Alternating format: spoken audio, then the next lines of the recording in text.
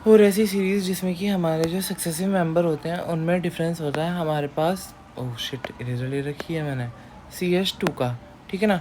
तो सबसे पहला एग्जांपल देख लेते हैं। हमारे पास होमोलोगस सीरीज़ मान लीजिए मीथेन, ईथेन, प्रोपेन। तो ये तीनों आपस में एक होमोलोगस सीरीज़ होते हैं। क्यों? क्योंकि देखिए इनमें सबसे पहले मीथेन होता है CH4, ईथेन C2H6 और प्रोपेन होता है CH3H8, C3H8। तो इन सब में जो है CH2 का डिफरेंस चल रहा है, तो मतलब कि ये एक होमोलोगस सीरीज़ होते हैं। अब जो अगला टॉपिक आता है वो होता है हमारे पास फंक्शनल ग्रुप। तो फंक्शनल ग्रुप एक ग्रुप ऑफ एटम या फिर एक खाली एटम और या फिर ग्रुप ऑफ एटम्स कहलाता है, जो कि हमारे पास कि ऑर्गेनिक कंपाउंड से अटैच होगा, उनकी जो कैरेक्टरिस्टिक प्रॉपर्टीज़ को है उन्हें अलग अलग कर देता है, मतलब चेंज कर देता है। तो बात करते हैं, सबसे पहला फंक्शनल ग्रुप जो आता है हमारे पास अल्कोहल आता है। इसका फॉर्मूला होता है हमारे पास OH। मान लीजिए हमारे पास एक इथेन था, इथेन में हमने एक हाइड्रोजन को रिमूव करा और OH लगा दिया, तो ये बन गया हमारे पास C2H5OH। अब इसका सफिक्स जो होता है वो आता है हमारे पास अल्कोहल के ऑल से आ गया ऑल, तो इसका नाम बन गया आएगा हमारे पास ईथेन ऑल। ऐसे हमारे पास एल्डिहाइड, एल्डिहाइड का जो है हमारे पास फॉर्मूला होता है CHO और इसका प्रीफिक्स होता है, वो सफिक्स होता है हमारे पास अल। 2 कार्बन का है, उसमें इसका फॉर्मूला ये होगा C2H4O, ठीक है ना। तो इसका नाम बन जाएगा हमारे पास इथेनल। अब ऐसे ही हमारे पास आता है कीटोन। तो कीटोन क्या होता है?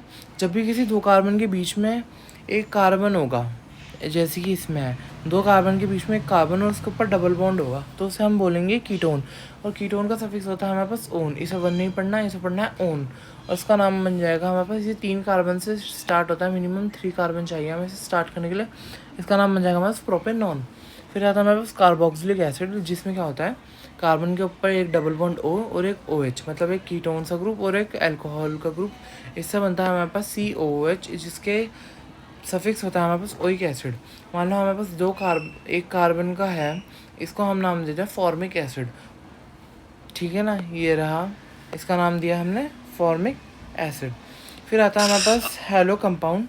हेलो कंपाउंड जैसे कि हेलोजेंस को बोला जाता है। हेलोजेंस कौन होता है? फ्लोरीन, क्लोरीन, ब्रोमीन, आयोडीन, इन सबको हम हेलोजेंस कहते हैं। और इनके आगे लगता है सफिक्स, वो सॉरी ये होते हैं सिर्फ प्रीफिक्स। जैसे कि हमने यहाँ पे एक हाइड्रोजन हटाया और क्लोरीन लगा दिया, तो ये बन जाएगा हमारे पास क्लोरो इथेन। अब बात करते हैं हमारे नॉमेनक्लेचर की, कि इनका जो नाम है ऑर्गेनिक कंपाउंड्स का हम खुद ही रखते हैं। कोई सा भी कंपाउंड आ जाए आप उसका नाम खुद रख सकते हो। सबसे पहले आपको क्या करना है, सबसे पहले आपको जो है लॉन्गेस्ट चेन फाइंड करनी है कार्बन की। लॉन्गेस्ट चेन मतलब ऐसे, या फिर एक ऐसे हो सकती है, और ये हटाओ, ये 3 की है, 4 की है, तो हमें जाना है सबसे पहले 4 वाली पे, लॉन्गेस्ट चेन फाइंड करनी है। फिर हमें फाइंड करना है उसमें टाइप ऑफ बॉन्ड की, सिंगल बॉन्ड है, डबल बॉन्ड है, ट्रिपल बॉन्ड है। फिर हमें ये देखना है number the chain from the end nearest to double bond, triple bond, functional group, side chain. इस लाइन का मतलब ये है कि अब जब नंबरिंग करेंगे अपने उसकी क्या कहते हैं कार्बन की चेन की, तो आपको वहाँ से नंबरिंग करनी है जहाँ पे मतलब मान लो या तो आपका कहीं डबल बॉन्ड लगा हो या कहीं आपका किसी कोई फंक्शनल ग्रुप हो, आपको उसको सबसे पहले प्रायोरिटी देनी है। मान लीजिए जैसे ये कंपाउंड है 1 2 3, इसके बीच में लगा है यहाँ पे 4, ये कीटोन है। मान लीजिए आप नंबरिंग कर रहे हैं 1 2 3 4, तो ये आपकी गलत मानी जाएगी, क्योंकि आपको प्रायोरिटी देनी है इसे सबसे छोटा नंबर मिलना चाहिए नंबरिंग में। तो हम काउंटिंग करेंगे 1 2 3 4 ऐसे, ठीक है ना। फिर आपको आइडेंटिफाई द फंक्शनल ग्रुप भी फाइंड करना है, फिर आइडेंटिफाई द साइड चेन। अब साइड चेन क्या होती है? मान लो आपके पास ये मीथेन है, मीथेन में से एक हाइड्रोजन कर दिया, तो ये बना हमारे पास CH3। ऐसे ग्रुप को हम कहते हैं एल्काइल ग्रुप, एल्काइल एल्क। तो मतलब मान लो जितने कार्बन की चेन होगी उसमें से एक हाइड्रोजन हटा दो, जैसे कि ये एक कार्बन का मीथेन से बना, तो यहाँ पर आ जाएगा मिथ और यहाँ से आ जाएगा आइल, क्योंकि हाइड्रोजन चला गया तो ये बन जाएगा मिथाइल। अब ये है हमारे पास ऑर्गेनिक कंपाउंड्स का नाम बनाने के लिए वो क्या कहता है फॉर्मेट, जैसे कि आपके होता है इंग्लिश ग्रामर में। तो सबसे पहले आता है हमारा प्रीफिक्स, फिर आता है हमारा रूट वर्ड, जैसे कि एल्काइन का एल्क जैसे कि यहाँ पर आता है मिथ, इथ, प्रोप। फिर आता है हमारे पास प्राइमरी सफिक्स। प्राइमरी सफिक्स होते हैं हमारे पास में हमारे डबल और ट्रिपल बॉन्ड, ठीक है ना। प्राइमरी सफिक्स में आता है हमारे पास डबल और ट्रिपल बॉन्ड, और सेकेंडरी सफिक्स में आ जाते हैं हमारे पास हमारी फंक्शनल ग्रुप्स, क्योंकि फंक्शनल ग्रुप्स की प्रायोरिटी सबसे ज़्यादा होती है। प्रायोरिटी ऑर्डर देख लीजिए आप, प्रायोरिटी ऑर्डर सबसे पहले आता है हमारे पास फंक्शनल ग्रुप,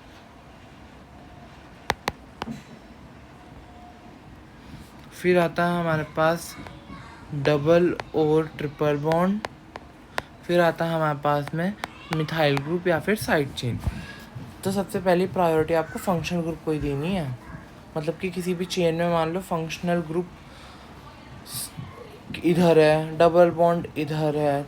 अभी आपको एग्जांपल करके समझाते हैं। चलो मान लीजिए, देखिए, चलो यहाँ पे ये अभी हम पढ़ेंगे। मान लीजिए आपके पास ये है कंपाउंड,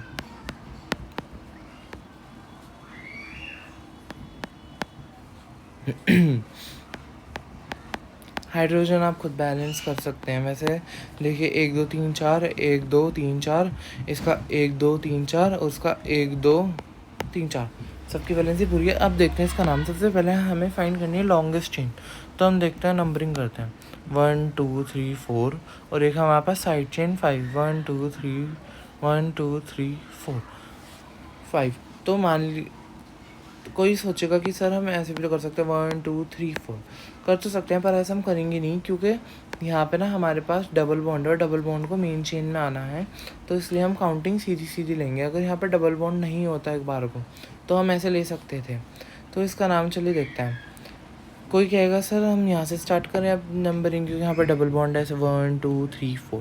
तो हमने अभी ऊपर पढ़ा था प्रायोरिटी ऑर्डर में कि हमें प्रायोरिटी देनी है फंक्शनल ग्रुप को, और हमें पता चला है कि ये कार्बन इसके बीच में ये जो कार्बन है ये कीटोन है, तो ये फंक्शनल ग्रुप है, तो हमें प्रायोरिटी यहीं से देनी पड़ेगी।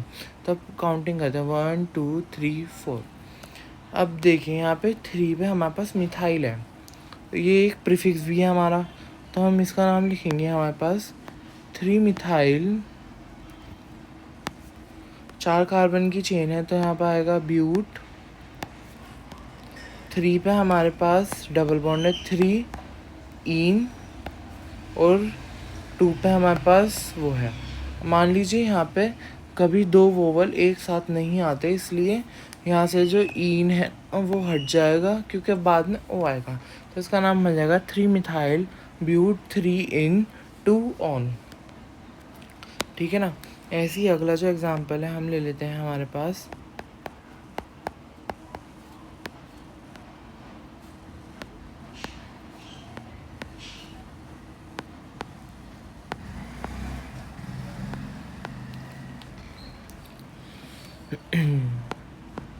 सबसे पहले हमें क्या करना है, हमें ढूंढनी है अपनी लॉन्गेस्ट चेन। चलिए लॉन्गेस्ट चेन ढूंढते हैं सबसे पहले। तो इतना तो पता चल रहा है कि ये फंक्शनल ग्रुप है, इसे तो मेन चेन में लेना ही है, तो हम सीधी सीधी चलते हैं। पहले 1 2 3 4 5, सब सीधी सीधी 5 की है।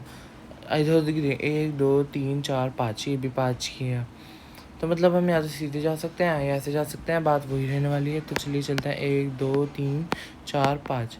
अब मान लीजिए हमारे पास एक तो 2 पे 3 पे और 4 पे ब्रांच है, तो हम ऐसे लिखेंगे हमारे पास 2 3 3 4।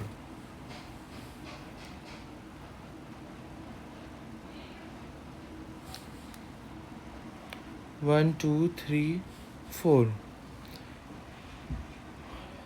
क्वाड्रा। तो हमारे पास ये हो जाएगा 1 2 3 4 क्वाड्रा मिथाइल। 5 कार्बन की चेन है, पेंटेन और कार्बोक्सिल ग्रुप है, ओइक एसिड आ जाएगा इसके आगे। जब भी मान लो एक ही कार्बन पे 2 ब्रांच हैं अलग अलग, तो उनका जो नंबर है वो अलग अलग ही लिखा जाएगा। जैसे मान लीजिए अगर 2 पर 2 होते तो ये होता 2,2, अगर 3 भी होते तो 2,2,2। जितनी बार होंगे उतनी बार हमें नंबर लिखना पड़ेगा, ठीक है ना। अब आपके जो एग्ज़ाम में क्वेश्चन आते हैं वो कुछ ऐसे आते हैं, खुद ही लिखे हुए, जैसे कि हमारे पास है 1,2 क्लोरो डाइथाइल हेक्सेन। आपके बोर्ड्स में क्वेश्चन कुछ ऐसे आते हैं, तो आपको जब भी ऐसे क्वेश्चन मिले इन्हें सॉल्व पता कैसे करना है? आपको जाना है बिल्कुल लास्ट में। सबसे पहले आपको देखना है सबसे बड़ी चेन क्या है, हेक्सेन। हेक्सेन है खाली, तो मतलब मान लो ये होगी हमारे पास 6 कार्बन की चेन, 1 2 3 4 5 6 हेक्सेन है। फिर हमें देखना है यहाँ पे लिखा हुआ है डाई इथाइल 1,2 क्लोरो। अच्छा यहाँ पे मैं लिखना भूल गया 4। तो मतलब हमें पता चल रहा है यहाँ पे कहीं से भी ले लो आप, 1 पे क्लोरो है, 2 पे क्लोरो है, फिर 4 पे डाई इथाइल है। इथाइल होता है हमारे पास C2H5 और ये हो गया हमारे पास C2H5 और इसका नाम हो गया हमारे पास 1,2 डाई क्लोरो आएगा, die chloro 4 di ethyl 4,4 di ethyl hexane, इसका नाम हो जाएगा।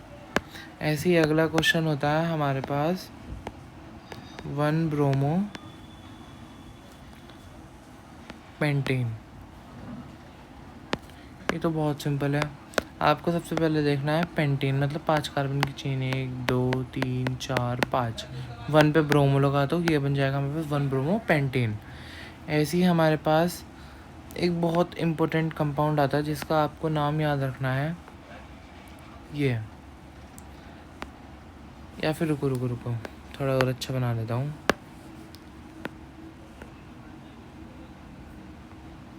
ये जो आप कंपाउंड देख रहे हैं इसका नाम होता है हमारे पास में बेंजीन।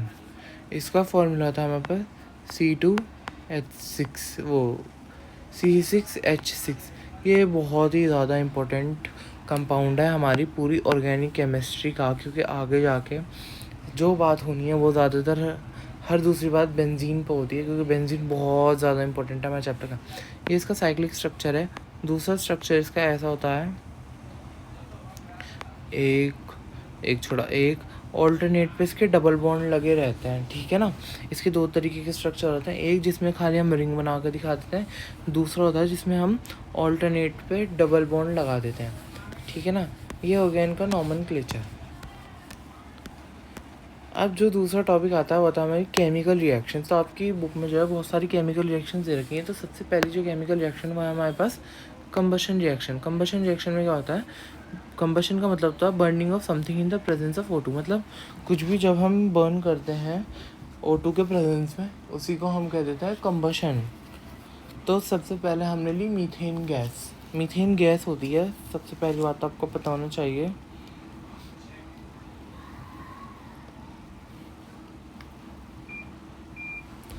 तो जब मीथेन को हमने हीट करा O2 की प्रेजेंस में तो वो बन गया हमारे पास CO2 और वाटर। जब भी हम किसी ऑर्गेनिक कंपाउंड को हीट करते हैं ना तो वो हमारे पास CO2 और वाटर देता है। जैसे कि हमने ये लिया C2H5, इसी को हम नाम देते हैं इथेनॉल। इसकी रिएक्शन O2 से हुई तो हमारे पास बना CO2 और H2O। तो बैलेंसिंग आई होप कि आपको आती होगी। दूसरा आता है हमारे पास ऑक्सीडेशन। ऑक्सीडेशन वही जिसमें एडिशन ऑफ ऑक्सीजन होता है। तो मान लो हमने लिया एक एल्कोहल, फिर से इथेनॉल, उसे कर दिया oxidise in the presence of K2Cr2O7। इसका नाम होता है हमारे पास में पोटेशियम डाइक्रोमेट। ये बहुत ही ज़्यादा इम्पोर्टेंट वो होता है कंपाउंड हमारा, और इनऑर्गेनिक केमिस्ट्री में भी और ऑर्गेनिक केमिस्ट्री में ये बहुत ज़्यादा अच्छा ऑक्सीडाइजिंग एजेंट होता है, जो दूसरों को तो ऑक्सीडाइज करता है, खुद रिड्यूस हो जाता है। और जब ये ऑक्सीडेशन करेगा तो ये बन जाएगा हमारे पास में एसिटिक एसिड, जो कि 2 कार्बन का कार्बोक्सिलिक एसिड होता है। तीसरी टाइप की रिएक्शन होती है हमारे पास एडिशन रिएक्शन। इसमें क्या होता है हमारे पास, जैसे मान लीजिए कोई डबल ट्रिपल बॉन्ड का कंपाउंड है, जैसे कि इथीन है। इथीन में हमने प्लस करा H2 और निकल और प्लेटिनम यहाँ पे होता है हमारे पास कैटलिस्ट। अब जब ये यहाँ पे इनकी रिएक्शन होती है तो यहाँ पे हमारे पास इथेन बन जाता है, 2 कार्बन और आ जाता है, मतलब हम डबल से सिंगल बॉन्ड की तरफ आ गए। ऐसे ही हमने इसका एक एग्जांपल होता है हमारे पास वेजिटेबल ऑयल से हम बनाते हैं वेजिटेबल घी। अनसैचुरेटेड से सैचुरेटेड कंपाउंड बनाने को कहते हैं एडिशन। फिर आती है हमारे पास सब्स्टिट्यूशन रिएक्शन। इसमें क्या होता है, हमारे पास एक ये है मीथेन, एक क्लोरीन आई, इस क्लोरीन ने क्या करा, इस पर अटैक करा और इसे सब्स्टिट्यूट कर दिया एक हाइड्रोजन को, हाइड्रोजन निकला और एक क्लोरीन के साथ तो HCl बना लिया और एक बन गया हमारे पास CH3Cl। ये 4 रिएक्शंस हैं आपको याद रखनी चाहिए इन्हें, क्योंकि एग्ज़ाम में बहुत ज़्यादा पूछी जाती है। तो हमारे बुक में 2 इम्पोर्टेंट कंपाउंड के नाम दे रखे हैं। सबसे पहला आता है हमारे पास में इथेनॉल, जिसे हम कहते हैं एब्सोल्यूट अल्कोहल, जो कि मार्केट्स में बिकती है। इसका फॉर्मूला होता है हमारे पास C2H5OH। कलरलेस होती है, लिक्विड होती है, use as solvent and fuel. ये फ्यूल में भी यूज़ होती है आजकल। 40% फ्यूल इथेनॉल आजकल चल रहा है। इम्पोर्टेंट जो रिएक्शन है इसकी है कंबशन और ऑक्सीडेशन, जो हमने पढ़ी है। इसे कंबशन जलाएंगे तो हमारे पास CO2 और H2O मिलेगा। ऑक्सीडेशन में इसे हम बनाएंगे तो हमारे पास कार्बोक्सिलिक एसिड बन जाएगा, जो कि इथेनोइक एसिड। अब बात करते हैं हमारे पास इथेनोइक एसिड की, जो कि हमारा दूसरा इंपॉर्टेंट कंपाउंड। इसका फॉर्मूला होता है हमारे पास CH3COH। ये भी कलरलेस लिक्विड होता है, इसका खट्टा टेस्ट होता है और ये विनेगर में ज़्यादा यूज़ करा जाता है। और इसका दूसरा नाम होता है हमारे पास में एसिटिक एसिड। नाम में ही एसिड इससे आ रहा है तो मतलब ये एसिडिक होता है थोड़ा। इसका नाम होता है एसिटिक एसिड, जो कि विनेगर में यूज़ करा जाता है। कलरलेस होता है, खट्टा टेस्ट। फूड प्रिजर्वेशन में इसका इस्तेमाल करते हैं हम। हमारे सिरका जिसे बोलते हैं हम, सिरके में हम अचार वगैरह डाल देते हैं, कुछ भी प्याज वगैरह सिरका डाल देते हैं। प्रिपरेशन ऑफ एस्टर्स की अभी हम बात करेंगे और ये केमिकल्स बनाने में भी यूज़ होता है। तो सबसे पहले हम बात करते हैं हमारी एस्टेरिफिकेशन रिएक्शन की। एस्टेरिफिकेशन रिएक्शन में क्या होता है हमारे पास, एक कार्बोक्सिलिक एसिड, एक एल्कोहल, इनको हम रिएक्ट कराएंगे इन the presence of concentrated H2SO4 में। तो यहाँ पे क्या होगा, यहाँ पे हो जाएगा हमारे पास वाटर का लॉस्ट। तो यहाँ हमारे पास बन जाएगा compound CH3 C double bond O C2H5। और ये जो कंपाउंड बना हमारे पास, इसी का नाम होता है हमारे पास एस्टर, जो कि होता है हमारे पास फ्रूट स्मेली सब्सटेंस, जो कि परफ्यूम बनाने में यूज़ करा जाता है। बहुत ज़्यादा इंपॉर्टेंट कंपाउंड है, आपको याद रखना है। बस आपको कुछ नहीं करना है, आपको यहाँ से ये H लेना है और यहाँ से ये OH, यहाँ से एक H, यहाँ से एक OH, इन तीनों को निकाल दो, ये H2O बन जाएगा और इन्हें कंबाइन कर दो आपस में, तो ये बन जाएंगे हमारे पास एस्टर। अब इसकी बहुत ज़्यादा रिएक्शन दे रखी है हमें अलग अलग तरीके की। सबसे पहले इसे एसिटिक एसिड को Na के साथ रिएक्ट करा तो CH3CO ने ये बन गया हमारे पास सोडियम इथॉक्साइड, सोडियम इथॉक्साइड, हाँ यही बनेगा।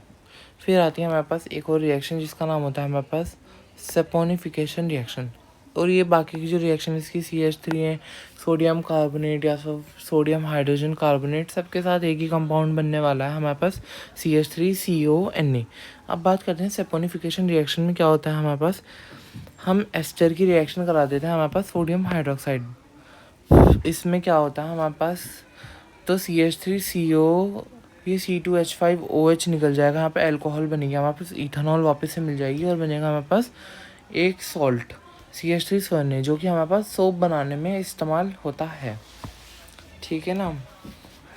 अब बात करते हैं हमारे पास सोप की। सोप क्या होता है, तो soap basically sodium potassium salts की लॉन्ग चेन होती है फैटी एसिड की। इसका कुछ ऐसा रहता है डायग्राम, मान लीजिए ये इसकी पूँछ है और इसका सर है। इसका सर होता है CO Na- और Na+, जिसको हम कहते हैं हाइड्रोफिलिक हेड। मतलब कि ये होता है हमारे पास में वाटर लविंग, इसे पानी पसंद होता है। और ये होता है हमारे पास हाइड्रोफोबिक टेल, जो कि होती है हमारे पास हाइड्रोफोबिक, मतलब हाइड्रोफोबिया मतलब वाटर से फोबिया जिन्हें होता है, इसे वाटर से फोबिया है, तो मतलब ये वाटर से दूर भागेगी इसकी पूँछ, और ये टेल को पकड़ लेती है आराम से। क्लिनजिंग एक्शन ऑफ सोप की, सोप कैसे इस्तेमाल होता है हमारा साफ़ सफाई में। हम क्या करते हैं, सोप मॉलिक्यूल जो है वो मिसलीज बना लेता है around grease and dilute particles. These particles are then washed away with water. ये क्या होता है, ये कुछ ऐसे वो बना लेते हैं, मिसलीज इसे कहते हैं। ऐसा गुच्छा सा बना लेते हैं सर्कल कलर का, जिसमें इनका सर जो है वो आउट रहता है और पूँछ जो है इन रहती है। इनकी पूँछ जो है सारी डर्ट पकड़ लेती है और फिर जब हम उसमें पानी डालते हैं तो वो डर्ट सारी चिपक के बाहर आ जाती है। इसकी लिमिटेशन ये है कि ये जो है हार्ड वाटर में वर्क नहीं कर लेता, उसमें वो सॉलिड सा कम सा बना देता है। और जो डिटर्जेंट होते हैं वहीं पे वो बहुत सॉफ्ट और हार्ड वाटर दोनों में काम कर लेते हैं आराम से और कम नहीं बनाता है, इसलिए डिटर्जेंट वॉशिंग मशीन में यूज़ होता है। आई होप कि आपको अच्छा लगा होगा। मिलता है आपसे जल्दी नेक्स्ट वीडियो में, तब तक के लिए do like subscribe my YouTube channel Acer biology. मिलता है आपसे जल्दी नेक्स्ट वीडियो में, बाय।